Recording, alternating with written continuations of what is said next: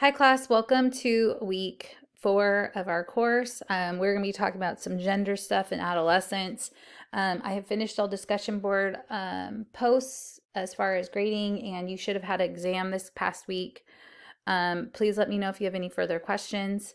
We are going to be talking about some adolescent stuff and gender and puberty and those things. I just wanted to let you know that as clinicians, you are going to come across this stage quite a bit. One, you'll have to treat children in order to complete your hours, but two, oftentimes people were not educated correctly about their bodies and about physical changes. Maybe some of you experienced this with your own parents. Others of you had parents that spoke very openly about things. Sometimes we had to find out through other people. And this is why our public school system takes some time to educate kids on hygiene and what was going to change physically in their body. And yes, this is sometimes can cause some level of a stir, and can cause people to sometimes be frustrated. Um, However, I think it's great for us as clinicians to be giving people knowledge and education. I think the reason the school system has taken upon themselves to educate kids on some of these subjects, some of them I don't think are necessary, but on some of the subjects is because parents don't talk about it at home. And so if you're a person who is very brave and wants to work in a junior high setting, as a school counselor or something, be prepared because these subjects are definitely going to come up. There's a lot of confusion during this time. There is a lot of hormones raging and things of that nature. So just wanted to give you some insight on that. I always want to try to apply things back to what you're going to do as a therapist because that matters. That's why you're in this field. You're going to be a therapist of some sort. And that this is why we learn about these stages. This is why we learn about human sexuality. This is why we learn about family dynamics because we want to be able to help people as best as we can because we are in a profession that deals with healing. So, gender role development, I wanted to talk about my own personal situation. I have 4 sons and I have one daughter, and it's been very interesting to watch her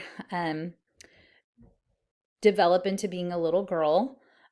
She is the only little girl. And so it was so interesting. Probably before she was 2 years old, she had a stuffed animal, and my husband and I were sitting in the living room watching television or something. And she puts a diaper on it and then just starts kind of cradling it like a baby. And we were just so thrown back because this isn't modeled to her at all. She has 4 brothers. They're very much boys, like rough and not to say they can't be sweet to her. They're very sweet to her, but they're rough. They're throwing things. They're they're just everything you can imagine a boy to be. Like turn anything into a weapon, building, playing with trucks, hunting each other, all these kinds of things. So that's what she's exposed to most of the time.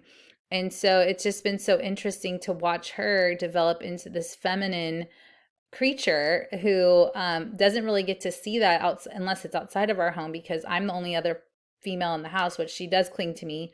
But it's just been interesting to watch this develop. And so I can see the nature and nurture in that. Like on her own, she's done those things. It's not like anyone's like, oh, put a diaper on your baby. It was like she just did it on her own at such a young age. It was like astounding to kind of watch because, again, I was used to one gender. So you probably have seen some of this in your own life, whether it be with your own children, nieces, nephews, friends, kids. If you've worked in a school setting, being around any kind of kids or a preschool setting, you kind of see kids like develop certain roles.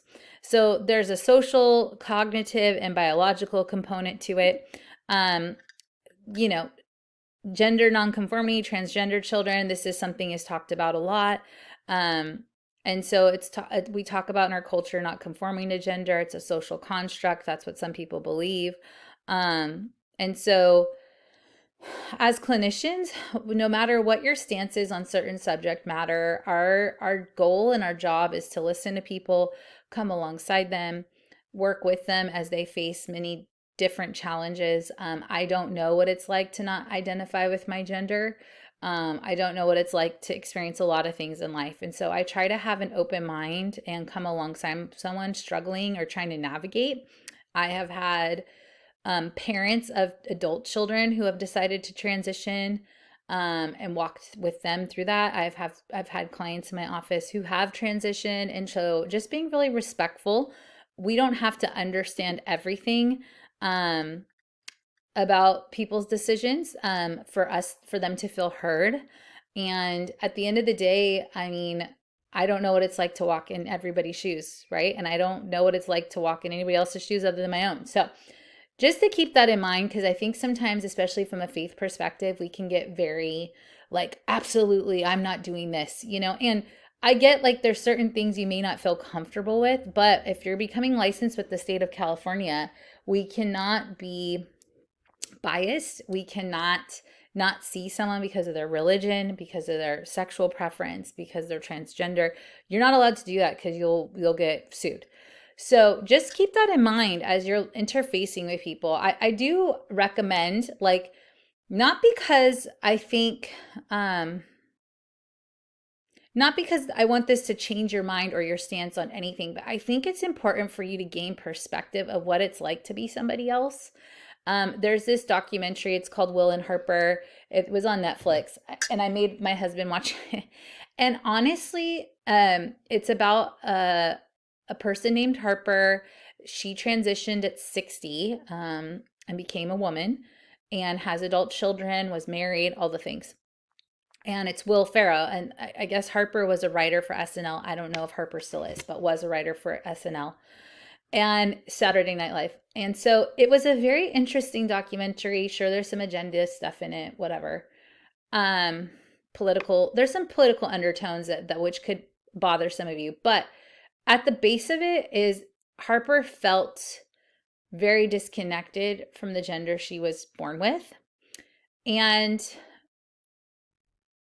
I felt my heart broke a little bit because Harper felt so lost and felt suicidal, felt so detached from herself.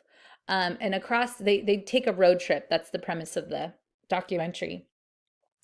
And there was another woman that had transitioned, and she talks about being as young as kindergarten and not understanding why she couldn't go to the girls' room because she was a boy. And she talked about how as a little boy, she would pray to Jesus for God to change her or just to let her die. And that broke my heart because I imagined, I don't know what it's like to feel that way. And I would never want anyone to feel that way, regardless if I agree or disagree with decisions that are then made. But it literally, it made me emotional, just the idea of people suffering in that way with who they are. Um, and I think I think Christ would be brokenhearted for them feeling that way. I don't know, in a sense, like I think Jesus doesn't want us to have these feelings of like depression or anxiety or pain or suffering. It comes along with the road of being a Christian. But it was just a very eye-opening documentary because we can dehumanize people. I'm trying not to get on a soapbox, and there's a lot of things in life I don't agree with, but like I don't want to ever dehumanize somebody because they're human, they are a person. um we want them to be children of the king, like, so anyways, things to think about as you're going to be interfacing with people that have a lot of different thoughts than you, opinions than you, and you're going to have to interact with them on this like human level. And so remember that. Gender stereotypes based on perception of major differences in distribution of personality traits between the sexes.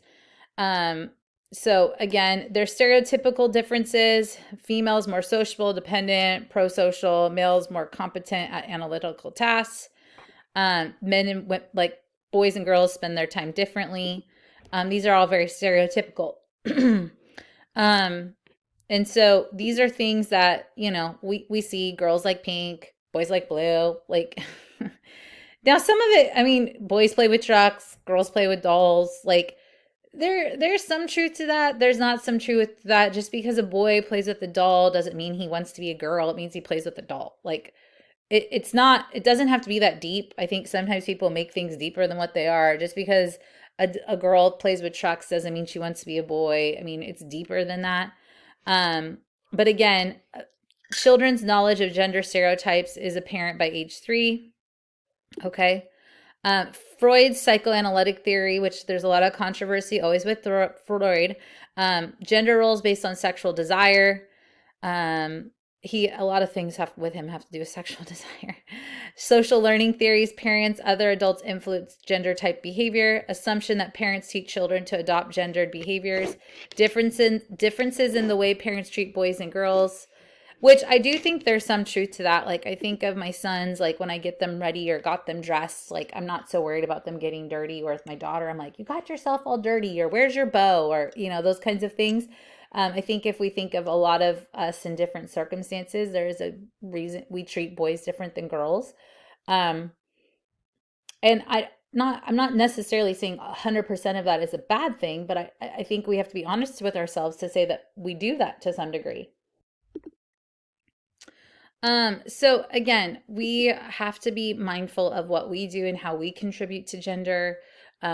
We can make those kinds of claims to parents too. They are part of that nature, that nurture, of kids, um, and how they navigate gender. So things to be mindful of as we move forward with parenting, with us talking to parents, with us talking to kids, and what they're exposed to is going to affect what they do and how they behave, right?